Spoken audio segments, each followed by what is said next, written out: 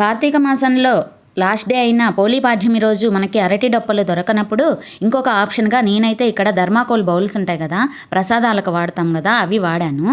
5 కుంభవత్తులు 5 thermocol bowls తీసుకొని అందులో oil పోసేసుకొని దీపాలు వెలిగించుకొని మేమైతే నీటిలో దీపాలు వదిలాము.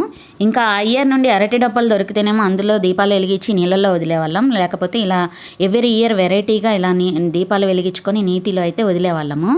వీడియో చూసినప్పుడు మీ అందరికీ ఒక డౌట్ వస్తుంది, ఏంటంటే ధర్మాకోల్ బౌల్స్ కదా అవి కాలిపోతాయి అన్న డౌట్ అందరికీ వచ్చే ఉంటుంది. ధర్మాకోల్ బౌల్స్ అయినా కానీ అందులో మనం ఆయిల్ పోసి ఒత్తులు వెలిగించాం కాబట్టి చాలాసేపు వెలిగాయి. మా లక్కీ చూసారా, కార్తీక మాసం అంటే దీనికి ఎంతో ఇష్టము, ఎందుకంటే దీపాలు వెలిగించటము అవి నీళ్ళల్లో వదలటం అంటే మా లక్కీ దానికి చాలా ఇష్టము. ఈ వీడియో అప్పుడు అది వచ్చేసి యూకేజీ చదువుతుంది.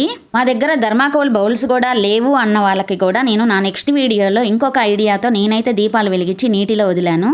చూసారా ఈ దీపాలు ఎంత అందంగా వెలుగుతున్నాయో, చాలాసేపు వెలిగాయన్నమాట. తెల్లవారిపోయింది. Bye bye.